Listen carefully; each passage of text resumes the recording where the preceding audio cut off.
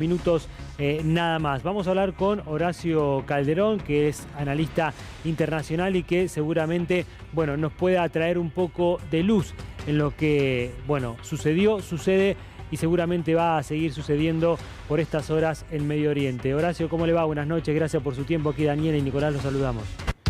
Tanto tiempo, ¿cómo están ustedes? Muy bien. Buenas noches. Pandemia que nos vemos. Así es, tanto tiempo. Bueno, Horacio, ¿cuál puede ser su primer análisis de lo que, bueno, decía yo, sucedió, sucede y seguramente va a seguir pasando por estas horas en Medio Oriente? Bueno, para hacer una síntesis, después ustedes seguirán preguntando, esto era previsible, a mi juicio, y comenzó con esa trampa muy bien tendida que hizo Hamas a Israel el 7 de octubre de 2023, el año pasado por supuesto, donde mató a 1.200 civiles inocentes y secuestró varios centenares, de los cuales la gran mayoría está muerta. Esto fue, digamos, algo poco usual en la historia de Israel, porque es la primera vez, luego de la finalización de la Segunda Guerra Mundial, que mueren tantos judíos en un solo día, sin contar los muertos a posteriori. Ese ataque tenía como objetivo provocar una respuesta militar y obligar a Israel a una guerra subterránea. No subterránea por lo subrepticia, sí. Una guerra subterránea porque iba a ser librada bajo tierra, con decenas de kilómetros de túneles sofisticados, con enormes cámaras interiores donde había dormitorios, lugares para comer y donde se podían prácticamente refugiar aproximadamente entre 25 y 30.000 combatientes de Hamas, sí. Provocando, por supuesto, una catástrofe humanitaria con muy pocos precedentes, sobre todo en la Franja de Gaza, lo cual iba a llevar a Israel a una derrota política y a una derrota diplomática en esta guerra contra Hamas en la Franja de Gaza, y lo que yo también estimo que Israel está encaminado a una derrota también militar, porque si no logra terminar con Hamas, expulsar a Hamas de la Franja de Gaza, podríamos decir muy objetivamente, como trato de hacer yo, que esa guerra está perdida o está empatada, tanto como ocurrió en Líbano en el año 2006 contra el Hezbollah libanés. Horacio, analizábamos recién lo que iban diciendo los distintos presidentes y bueno, sin dudas hay muchos países que están pensando cómo va a impactar esto, no solo en la región de Medio Oriente, sino en todo el mundo. Y nos preguntamos también si la Argentina tiene algún riesgo. ¿Cómo analiza usted esa cuestión? Bueno, yo hace unos días que estoy, perdón por la autorreferencia, pero estoy justamente tuiteando un artículo que salió en una revista militar muy conocida, no sé si se podrá citar, y también en un diario muy conocido, que además es un diario bastante afín al oficialismo actual, lo que le da cierto tipo de valor al tema. ¿Por qué? Porque yo, en definitiva, estoy acusando al gobierno de Israel, además de toda la trayectoria terrorista de décadas que uno estudia sobre lo que es Hamas, que es un movimiento extremista de origen egipcio en cuanto a su agenda política, se llama Hermandad Musulmana, es el capítulo palestino de la Hermandad Musulmana. Claro. Entonces no son palestinos que quieran crear un Estado soberano e independiente, como puede ser el objetivo, el anhelo, por ejemplo, de la actual Autoridad Nacional Palestina, que es laica, que es secular.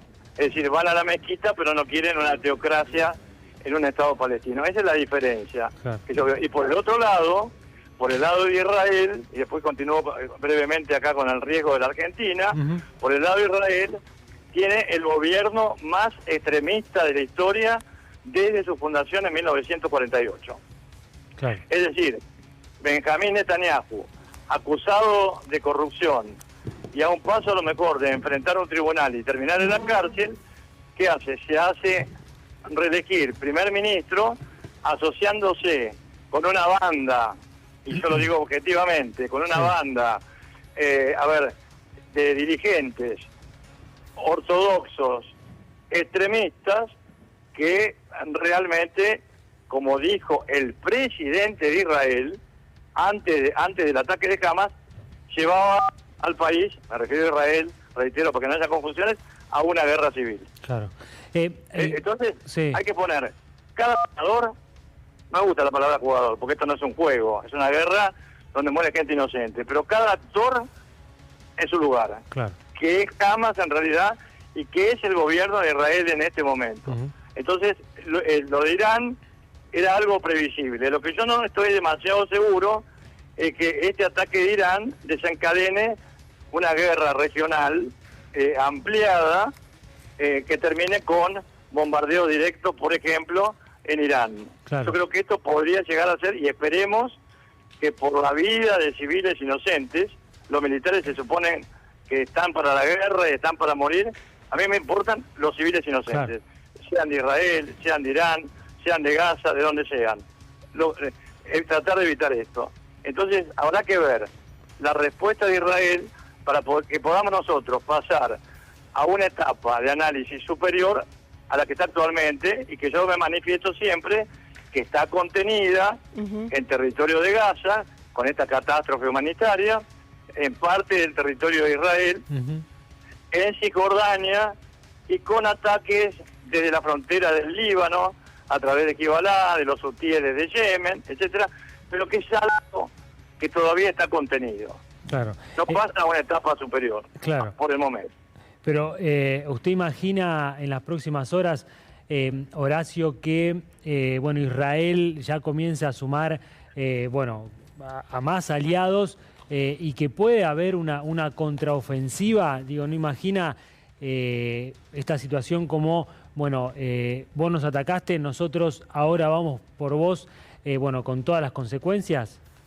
Bueno, eso sería justamente el escenario al cual acabo de hacer referencia, de pasar a la etapa siguiente, ¿no? Una escalada. Una conflagración regional limitada, y de ahí a una tercera ampliada con una grave repercusión, un grave impacto a nivel mundial.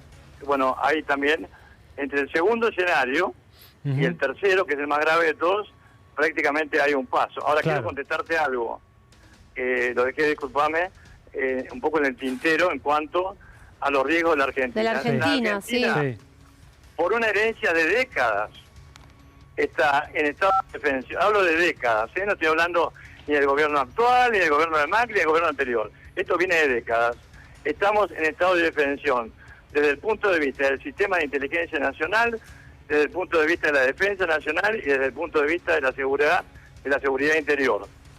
Estamos en un estado realmente de indefensión frente a cualquier tipo de ataque que pueda existir en este momento. Agravado, y lo acabo de decir, aclaro, en un medio que es un medio, digamos, oficialista.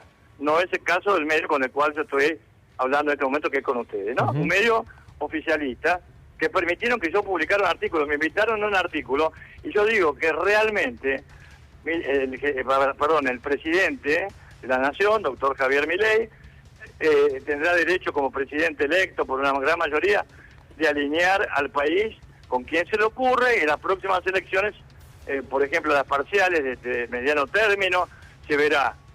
Pero lo que yo sí critico es su sobreactuación que nos ha puesto, dicho esto objetivamente, en la vidriera de cuánto grupo terrorista hay en el mundo. Porque está a ojos vista lo que ha pasado en cuanto a su figura, a sus viajes, a su baile en el Muro de los Lamentos, a su visita a Estados Unidos, etcétera. Es decir, él tiene todo el derecho. Por ejemplo, como Carlos Escudé, que yo lo quería muchísimo, él se convirtió al judaísmo. Quiere convertirse al judaísmo, está en todo en su derecho. Pero tiene que darse cuenta, el señor presidente, con todo mi respeto, que él pone a la Argentina en la vidriera del terrorismo. Y Horacio, ¿Cómo analizó esta decisión que tomó de regresar rápidamente a la Argentina, suspender esta gira internacional y lo que anunció que es la creación de este comité de crisis que va a llevar adelante Milei con su equipo en las próximas horas? Bueno, yo creo que es una medida acertada. No estaba de acuerdo con que el presidente de la Nación, cualquier presidente, lo hubiera dicho con el anterior o cualquier otro que fuera, se subiera a un avión F-16 y sinceramente yo no entiendo cómo en la Argentina no hay un organismo que defienda al presidente y que le impida al presidente tomar ese tipo de riesgo, ¿no? Entonces cuando él llega acá a encabezar un comité de crisis, eso me parece perfecto en tanto y en cuanto ese comité de crisis sirva para intentar aminorar un tanto la posibilidad de ataques terroristas acá en la Argentina. No de alinear a la Argentina militarmente con Israel o con Ucrania, como se vociferó o se dijo hasta hace poco tiempo. Sí, hasta incluso se dijo de un posible viaje de Milei a Ucrania, bueno, para darle otro respaldo, ¿no? Y contestando un poco lo que fue la presencia del primer ministro de Ucrania aquí a la Argentina cuando asumió precisamente Milei. A ver, uno habla de la polemología, ¿no? En lo que es, cuáles son las causas y el desarrollo de las guerras. Por ejemplo, yo como argentino, como todos ustedes, tenemos un espacio insular, Islas Malvinas, Georgia del Sur, Sandwich del Sur, espacios marítimos adyacentes, otro tipo de lotes, ocupados y controlados por una potencia colonialista como Gran Bretaña. Yo no puedo nunca, como argentino, estar de acuerdo con la adquisición de territorios por la fuerza, como puede pasar con el ataque de Rusia a Ucrania. Más allá de las causas que no cabe analizar a lo mejor en este momento, ¿no? Entonces, yo, dicho sea esto, no estoy de acuerdo en alinear a la República Argentina, porque nosotros tenemos una tradición de no alineamiento ante conflictos internacionales, como pasó en la Primera Guerra Mundial, como pasó en la Segunda Guerra Mundial y como ocurrió en otras oportunidades. Sumando a esto, discúlpeme, a la doctrina de Drago de no intervención en los asuntos internos de otros países. Y esto corre para las alineaciones que se hicieron en los gobiernos anteriores como en el gobierno actual. O sea, a mí, cuando uno baja una línea determinada de conducta que es doctrinaria, tiene que estar de acuerdo o en desacuerdo con quien corresponda. Ahora, Horacio, le quiero hacer una pregunta respecto a los ataques puntualmente, porque conocemos que se han logrado interceptar misiles y drones que ya estaban llegando, y me pregunto si esta respuesta defensiva de Israel, cómo ha funcionado este escudo de defensa, ¿cambia en algo el escenario? Digo, si hoy estos misiles y drones hubieran llegado a los objetivos que tenían, ¿la respuesta o la consecuencia podría ser otra? Digo, ¿esta defensa de Israel posiciona diferente el conflicto? Por supuesto, pues no es lo mismo que, por ejemplo, que se han interceptado los misiles. Es altamente probable, porque hay que ver que los misiles balísticos, de acuerdo a cuáles sean, de Irán a Israel tardan 12 minutos. Si esos misiles fueran lanzados desde Líbano, prácticamente no hay capacidad de alerta temprano. Porque hay que tener en cuenta que, que el socio principal de Irán en la región es el Hezbollah libanés. El Hezbollah libanés tiene aproximadamente en su arsenal entre 100 y 150.000 piezas entre cohetes y misiles de corto alcance. Lo que pasa es que la distancia ahí es tan corta que no hace falta misiles balísticos intercontinentales. Pero un conflicto militar entre Israel y Hamas sería trágico para el Líbano y por supuesto para Israel. Eso me parece a mí. Ahora, yo les quiero aclarar algo. Si estos misiles están dirigidos, por ejemplo, contra ciudades, contra Tel Aviv, contra Jerusalén, contra Haifa, y causan víctimas civiles, la respuesta de Israel puede ser muy contundente.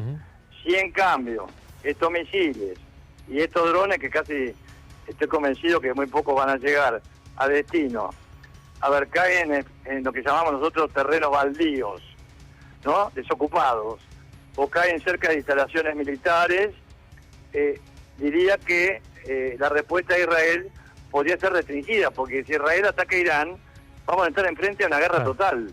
Claro. Horacio, mientras... Está claro, sí. el Pentágono, ¿no? Sí, el sí, Pentágono tiene hipótesis de guerra que yo creo que en C5N en algún momento, en algún otro canal, pero en C5N seguro, me parece que fue con Bernardo o Mañago en algún programa, ustedes tienen, no sé, una colección mía de entrevistas, entonces yo justamente anticipaba un poco la alta probabilidad de ocurrencia de algo por el estilo, Sí, claro, ¿no? este escenario. Horacio, bueno, mientras charlamos con vos, en imagen está en vivo lo que sucede a las 4:18 de la mañana en Israel. Por un lado Tel Aviv, por otro lado Jerusalén y abajo, bueno, más temprano lo que fueron los ataques. Y lo sumamos a esta charla, alguien que, bueno, hemos estado dialogando a lo largo del programa y que, bueno, ha tenido la amabilidad de acompañarnos ahora en el estudio, a Gabriel Michi. Gracias, Gaby, por haber venido. Bueno, y también él se quería sumar a la charla, Horacio, y hacerte una pregunta. Claro, aprovechando el conocimiento que tiene Horacio en materia internacional, quería preguntarle, Horacio, si usted, ¿qué cree si realmente Irán tiene armas nucleares o no? Digo, porque es un viejo tema de discusión en la geopolítica internacional. Bueno, yo estoy bastante al tanto de ese tema, estudiándolo desde hace décadas, inclusive en contactos privados con la Organización Internacional de Energía Nuclear. Mi respuesta es no, categóricamente no. Irán no tiene en este momento armas nucleares. Además, hay una fatua, que es una sentencia teológica irrevocable por parte del Ayatollah Khomeini, que creo que está aprobada también por el actual líder espiritual, Ali Khamenei, de que Irán prohíbe la fabricación de armas nucleares. Por supuesto que eso puede cambiar, puede ser cambiado. Ahora, desde el punto de vista técnico, para lo que usted me está preguntando, es lo siguiente: Irán tiene la suficiente cantidad de uranio 235, que es el uranio que puede ser enriquecido a grado militar. La suficiente cantidad de uranio enriquecido a un 60% para que con sola una orden del alto mando iraní pueda, dentro de las instalaciones subterráneas que tiene Irán en varios lugares de su territorio, se pueda llegar a mejorar el enriquecimiento, pasarlo del 90%, y entonces sí, en ese caso, contar con el material físil, así se llama, para fabricar armas nucleares y eventualmente desplegarlas. Para eso, que me parece interesante agregarlo, hay una ventana de tiempo, ¿no? Entre la decisión política de Irán de enriquecer esa cantidad de uranio del 60% a más del 90%, pero yo creo que va a ser prácticamente imposible que los agentes de inteligencia que tiene Israel, que tiene Estados Unidos, pero sobre todo Israel, dentro del territorio iraní, no sepan que se tomó ese tipo de decisiones y que preventivamente puedan lanzar un ataque contra tales instalaciones con planes ya previstos por el Pentágono. Claro. Porque el Pentágono tiene planes concretos. Yo hace tiempo publiqué también alguna cosa, creo que en este canal, en algún otro canal también, sobre ese tema, donde han estudiado incluso hasta los vientos. Porque si se ataca una central nuclear, por ejemplo, o donde se están fabricando, por ejemplo, material físil, se está enriqueciendo material, uno tiene que tener en cuenta de la expansión que podría haber de retroactividad en la atmósfera. Entonces hay estudiado hasta los vientos, la frecuencia de los vientos, por si deben atacarse esas centrales nucleares. O sea, estamos frente a una situación que no quiero exagerar, pero que yo la considero en lo personal explosiva. Claro. Claro. Recién compartíamos también la expresión, Horacio, de la Unión Europea y una preocupación también con respecto a que el conflicto escale, se traslade a otros territorios. ¿Usted cómo analiza esta posibilidad? Bueno, que hay una hipótesis muy concreta, que diría que está tan madura como para lanzarla en cualquier momento, de una invasión de una invasión de Israel a Líbano, para llegar hasta el río Litani y crear una zona de amortiguación, se llamaría traducido al castellano, para evitar los ataques sobre el norte de Israel. Esto a lo mejor no conduciría a una guerra total con Hezbollah, pero sí tenemos que tener en cuenta que si Israel ha llegado a un estado tal de conmoción frente a lo que es la opinión pública mundial por lo que ocurre en Gaza, con la catástrofe humanitaria, podría enfrentar algo similar en una guerra contra Irán. Ahora yo me hago una pregunta, ¿no? Es una conjetura. Yo siempre separo las cosas, yo me manejo con pensamiento realista. Es una conjetura. Sí, a ver, lo seguimos. Nada más que una conjetura. No es otra cosa. Si a lo mejor los extremistas que gobiernan Irán en este momento, porque no podemos decir que en Irán están los sectores más dialoguistas. Hay un líder espiritual que tiene una línea dura, pero es pragmático. Tienen 3.000 años de bazar, como alguien dijo, mucha experiencia diplomática, de milenios, bueno, y tienen un presidente que es Raisi o Raisi, como se lo quiera llamar, que tiene también, digamos, el apoyo de toda la línea dura. Entonces yo me pregunto, ¿esta línea dura de Irán no habrá lanzado esto de alguna manera restringida para fortalecer a este grupo de extremistas que el mismo presidente de Israel, Isaac Herzog, dijo que estaban llevando a su propio país al borde de una guerra civil y fortalecerlos? ¿Por qué?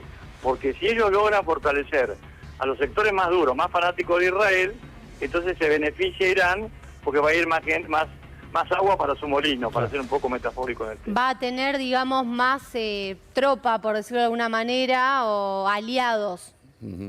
Exacto, pero además Israel, a través de un plan muy sofisticado, muy refinado de Irán, está siendo ensobrada, para llamarlo de alguna manera, ¿no? Rodeada de grupos de actores estatales hostiles que dependen de Irán, o están hablando con Irán, como es el caso de Hamas. Porque Hamas habría que explicar un poco más al oyente, a lo mejor en otra oportunidad, qué es Hamas. ¿No? Hamas, yo he estado en el cuartel general de Hamas. Estuve en el año 2006 en el cuartel general de Hamas. Sí. Y yo la casualidad en un viaje de estudios que participó Patricia Bullrich y participó también Alejandro Finocchiaro. Estuvimos en la sede, hemos sido los pocos argentinos que pudimos acceder al cuartel general de Hamas. En un momento que la seguridad nuestra fue asegurada por Israel y por la Autoridad Nacional Palestina. ¿Y qué vio ahí? Bueno, y tuvimos una conversación, una exposición, escuchamos de una hora y media de un ministro de Hamas de ese momento y un subsecretario encargado de los presos políticos palestinos en Israel. Bueno, por ejemplo, ellos hablaron durante el 80% contra Arabia Saudita y la monarquía del Golfo. Te explico rápidamente. De Israel, lo único que dijeron, ofrecimos una tregua de 50 años, que en árabe se llama Hudna, que tiene todo un plexo legal que lo respalda, ¿no? Y Israel no lo aceptó. Fue lo único que dijeron a Israel. Y de la Autoridad Nacional Palestina y de su rival laico, Al-Fatah, le dedicaron nada más que 3-4 minutos. ¿Por qué? Porque, vuelvo a reiterar, porque la gente tiene que entender, Hamas es un movimiento extremista que usa el terrorismo como arma, que depende de una madre que existe de 1928, ¿no? Que se llama Hermandad Musulmana. Sus dos líderes fundadores o más importantes son Hassan al-Banna, asesinado por agentes del gobierno egipcio cuando todavía estaba el rey Farouk, y Said Qutb, que fue uno de los maestros de Osama Bin Laden. Para que todo el mundo recuerde el nombre, Said Qutb, es muy difícil de pronunciar y de escribir, porque tiene dos Y seguidas, fue ahorcado por el gobierno de Jamal Abdel Nasser, que todos sabemos llamaban Abdel Nasser, era un hombre admirado por el general Perón, por Muammar Gaddafi, porque él era panarabista, era el líder del panarabismo. El panarabismo todavía no había sido prácticamente desintegrado para dar paso a lo que hoy conocemos como panislamismo. Yo sé esto de manera muy objetiva. Claro. Entonces, estamos frente a un tema que hay que, por lo menos, para hacer un análisis, tenemos que conocer a los actores. Claro. ¿Cuál es el perfil de los actores? Entonces, Horacio. si yo te hacía un perfil del gobierno israelí, yo me remito a lo que dice el presidente de Israel. No estoy citando a Hamas, ni estoy citando al Ayatollah Khamenei, ni estoy citando al presidente de Israel, a Raisi. Yo estoy citando a Isaac Herzog. Este gobierno está llevando a Israel, lo repito 1000 veces, al borde de la guerra civil y está en contra de los pilares fundacionales, agregó la palabra democrático y algo más. Yo estoy hablando sin papeles, estoy con un celular en mi casa viéndolos a ustedes nada más por la pantalla. El Estado de Israel. Horacio. Claro, echarle agua. Sí. Claro, sí, no. Con respecto a lo que usted menciona, justamente, nosotros venimos contando, ¿no? Que en el caso de Netanyahu, hoy mismo hubo protestas en gran parte de Israel, antes de que empiecen los ataques iraníes, de los familiares de los secuestrados por un lado, pero de todo un movimiento que está pidiendo la renuncia, están pidiendo elecciones ya para que se vaya Netanyahu, básicamente. Recordemos que previo al ataque del Hamas el 7 de octubre pasado, había marchas todas las semanas por la reforma judicial que quería impulsar Netanyahu y el grado de impopularidad era enorme. Y la guerra le sirvió a Netanyahu para reposicionarse. Incluso hay quienes, estando allá cubriendo la guerra, me pasó que mucha gente le reclamaba a Netanyahu el hecho de haber descuidado la frontera de Gaza para darle protección a los colonos en Cisjordania, ¿no? Ahora bien, el grado de impopularidad de Netanyahu es gigantesco. Obviamente, cuando ocurre un ataque, ¿qué pasa? Se abroquela, claro. Se genera todo un nacionalismo muy fuerte. Pero quería preguntarle algo, porque usted lo mencionó al pasar, con respecto a qué va a hacer Arabia Saudita, teniendo en cuenta su enfrentamiento histórico con Irán. Bueno, Arabia Saudita ahora está en un serio problema, porque si fuera por Arabia Saudita es un aliado estratégico de Israel.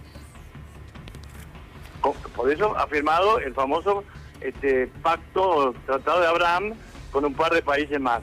Había varios israelitas y luego no se fueron sumando. Recordemos que además, que por primera vez en muchísimos años, Arabia Saudita abrió embajada en Teherán y viceversa, ¿no? Entonces, el problema que tienen las monarquías árabes es el problema de la calle árabe. O sea, ellos no pueden tampoco jugar en estos casos contra países musulmanes, aunque sean de una rama totalmente diferentes a la de ellos. O sea, Arabia Saudita, yo creo que ellos van a poner, y Emiratos Árabes Unidos tal vez, y creo que las monarquías del Golfo, como condición para solucionar la cuestión de Gaza. No hablemos ahora de todo esto que está ocurriendo con Irán, siempre y cuando se permita la creación de un Estado palestino en este momento, bueno, que algunos creen, y creo que tienen cierto tipo de respaldo internacional, y quieren a Jerusalén Oriental, que es donde están los santos lugares, como capital de ellos. Algo que no va a ocurrir. Esto es muy complicado, que puede ocurrir como el desenlace de una negociación política o de una negociación diplomática. Yo tengo oportunidad de hablar con líderes musulmanes en Jerusalén, estuve 2 veces, y también con líderes judíos por ejemplo, ortodoxos, ¿no? Con religiosos ortodoxos. Todo esto es público, justamente para conocer bien de fuente directa las posiciones. Cuando yo hablaba de Hamas, el objetivo de Hamas, y el objetivo, por ejemplo, que es importante, de toda la hermandad musulmana, la rama de Libia, la rama de Siria y otra rama que tiene la hermandad musulmana, es muy poderosa, en Jordania, es derrocar a todos esos gobiernos, capturar territorio israelí, unir a Gaza con Cisjordania, derrocar al gobierno militar laico de Egipto, derrocar al rey de Jordania, y bueno, y formar una especie, por desconocimiento, incluso algunos académicos que hablan de crear un Estado Islámico. Un Estado Islámico es un califato, y el califato que nosotros vimos en Siria y Cisjordania es un califato, entre comillas, trucho, para que todo el mundo lo entienda. Claro. Porque para que sea un califato aceptado por el Islam, tiene que tener algo que la jurisprudencia islámica se llama, en castellano, consenso. Sí. Ellos no tenían consenso. Entonces, ¿El objetivo cuál es? Terminar con las monarquías del Golfo. Entonces, por eso, también, de alguna manera, Irán respalda a Hamas. ¿Pero quién respalda a Hamas? Porque acá todo el mundo parece que desde el Mundial del año 2022, el famoso Mundial de Qatar, todo el mundo olvida que Qatar es uno de los principales financistas de Hamas. Y que, además, que Qatar es refugio de los principales líderes de Hamas. Claro. Entonces, acá se ataca a Irán, Sí. muchas veces con razón, pero se olvidan de Qatar, que es un país pequeño, muy rico y muy generoso en cuanto a dar dádivas Claro. a medios internacionales importantes. Sí, los millones Tenemos que de... tener cada pie Claro. en su lugar, porque si no, estamos dando información incompleta, Claro. la gente se confunde. Yo creo que este es un momento importante para colocar a cada uno en el lugar que se corresponde. A Israel está siendo atacado en este momento, que está atacado por Irán, fueron masacrados, porque aparte yo les comento algo, en la época que fue Patricia Bullrich, que fue Alejandro Finocchiaro, que fue el doctor Ricardo Ferrer Picado, y que estuve yo en esto cada uno por su cuenta, pero formando parte de un grupo de estudio, recorrimos, esto es importante, toda la franja fronteriza de Israel con Gaza. Esa franja, a lo largo de la frontera, que es la que fue atacada, ¿no?, más 30 kilómetros de profundidad, no está poblada por judíos ortodoxos extremistas. Está poblada, ¿saben por quién? Yo conocí, esto es en 2006, Sí, sí. ya pasaron casi 20 años y muchos habrán muerto. Yo llegué a hablar, todos llegamos a hablar con colonos, algunos argentinos, otros uruguayos, que habían llegado a ese lugar casi desde la fundación de Israel.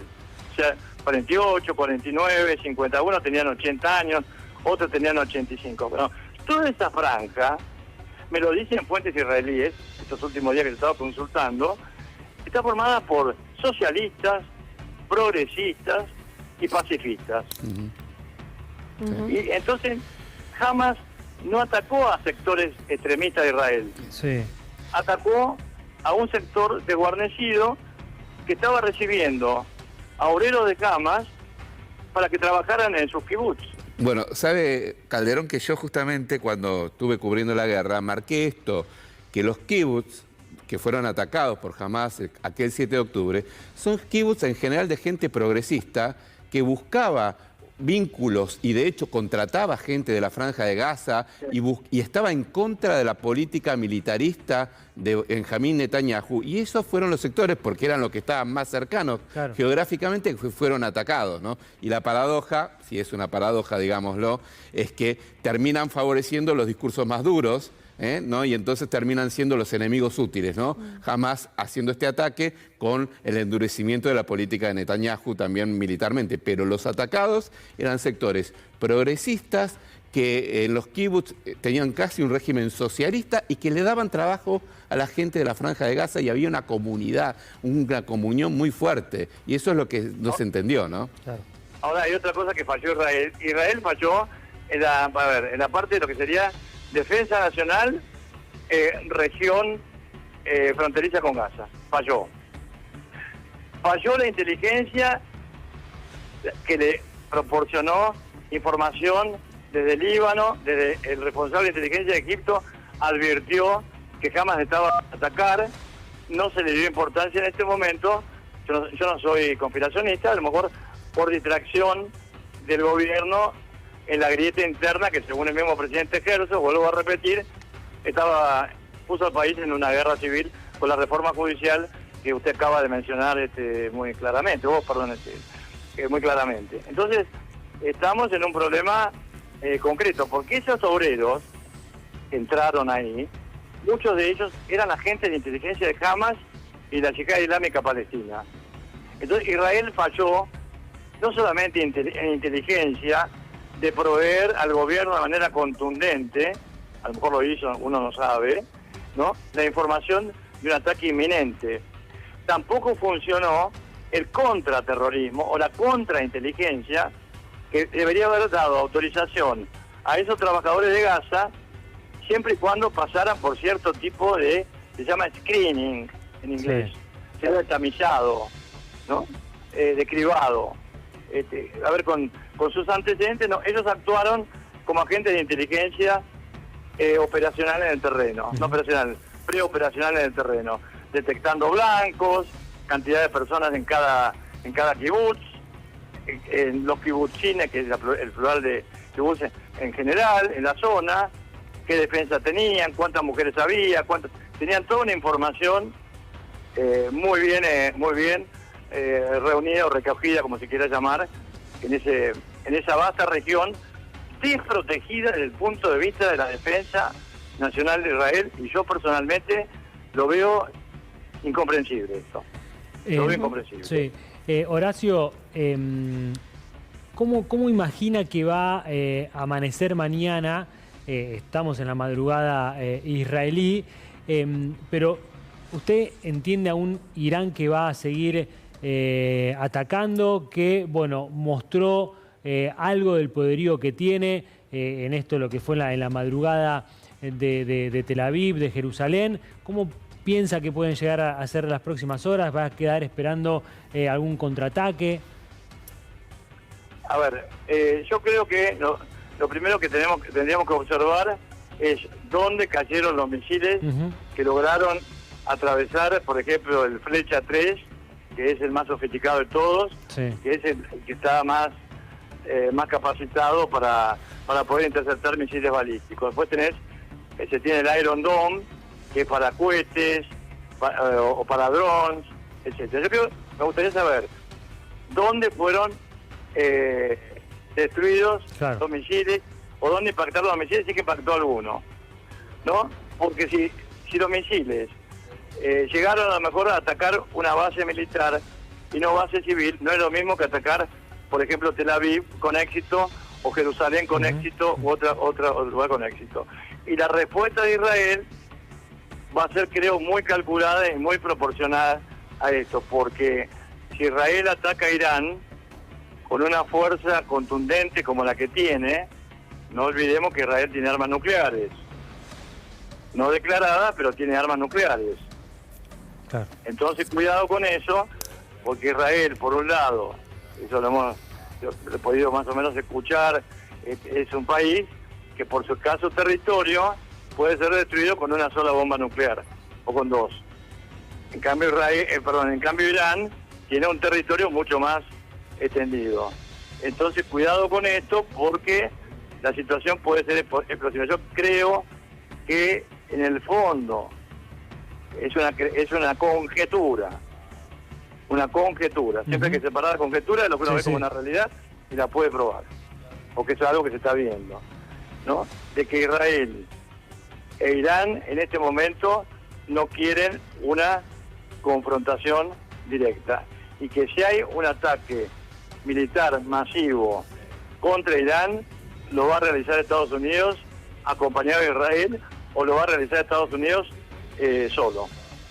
Claro. Y la cuestión de la administración Biden en este momento está de alguna manera trastabillando frente a la muy probable elección de fines de año, que daría como ganadora a Donald Trump. Claro. ¿Usted cree que eso está influenciando ahora lo que es justamente la decisión de Biden, la decisión que pueda llegar a tomar en este conflicto?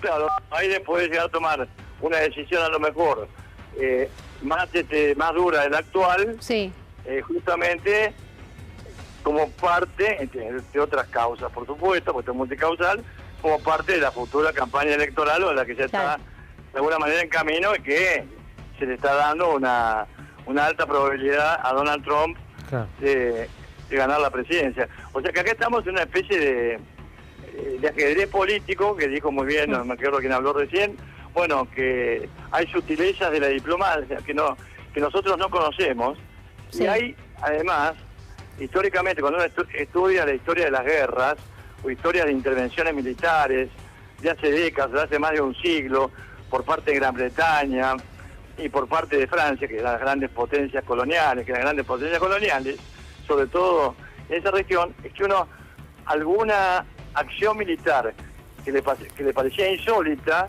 resulta que encuentra su explicación estratégica desde el punto de vista geopolítico 25 años después.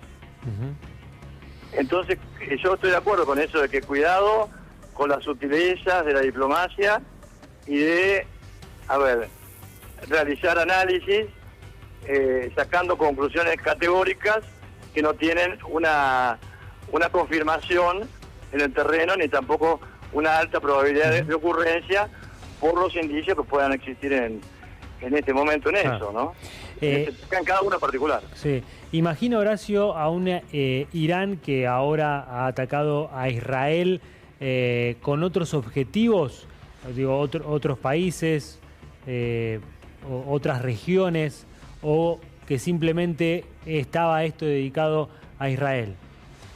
Está dedicado a Israel, sí, pero también hay un gran componente dentro de Irán que es unir al pueblo iraní, para llamarlo de alguna manera, que está compuesto por varias etnias, ¿no es cierto?, ante una agresión a Israel o de Israel. Entonces, aventando también las divisiones internas y todo el desgaste que da esta larga etapa que comenzó en 1979 en Irán, ¿no?, que hoy, ante el cambio, digamos, generacional que existe, las nuevas tecnologías, la juventud ahora que busca otro futuro, tiene otros fines, que pueda estar de alguna manera resquebrajando un régimen que yo diría que por su larga data que se está oxidando, un poco. Y está creando también, se está creando, o le están creando problemas desde la frontera en Afganistán, por ejemplo, de la parte de Baluchistán, con los actos terroristas que hay en Irán, y también no olvidemos la gran cantidad de asesinatos que se han cometido dentro de Irán por cuenta y obra de Israel, sino fue por agentes israelíes en el lugar, como los altos, genios científicos de ese país en materia nuclear, que han ido muriendo uno detrás del otro. Horacio, quiero preguntarle también por la población, ¿no?, que hoy está en riesgo, que hace ya un montón de horas que está pensando cómo va a seguir esto, que muchos están preparando los refugios, siguiendo las indicaciones del gobierno. Recuerdo que en octubre nosotros cubrimos en varias oportunidades los vuelos que llegaban con argentinos que volvían al país, y eso ha pasado en otros países también, ¿no? Personas que vivían en Israel y que de repente ante el conflicto y la situación incierta deciden regresar a su país o moverse por otros lugares del mundo. ¿Qué le diría usted a esa población civil que está siguiendo este conflicto y bueno, también a muchos familiares, ¿no?, que tienen personas ahora en Israel? Es un momento muy delicado. Claro, es muy difícil que uno, que no es israelí, yo no soy israelí, no soy judío, soy argentino, de origen español, disculpen que sea tan concreto en eso, y soy católico, que yo pueda dar, digamos, un consejo a los ciudadanos de Israel que se han ido de la Argentina, que se han ido de otros países, porque hace poco en otro canal había un especialista, un periodista que decía que la Argentina era el segundo o tercer país del mundo en colectividad judía, y no. Ahora nosotros, por la inmigración que hubo en las últimas décadas, nos hemos prácticamente desplazado al séptimo lugar. Entonces, decir a la gente que está en Israel, mire, váyanse a Israel, vénganse a Argentina, vayan a Estados Unidos, me parece que sería poco decoroso de mi parte, no solamente como analista, ¿no?, sino como ser humano que no desea la muerte de inocente, como todos ustedes. No, está claro, pero ¿se imagina que puede llegar a darse esta situación nuevamente, ¿no?, ante este conflicto? Por supuesto, porque conozco mucha gente que quiere regresar a la Argentina, gente que quiere regresar a otros países, gente que tiene doble nacionalidad, por ejemplo, y bueno, quieren regresar, si esto se amplifica, pero yo creo que la gran parte de los ciudadanos israelíes quieren a su país y quieren quedarse ahí. Claro, sí, seguro.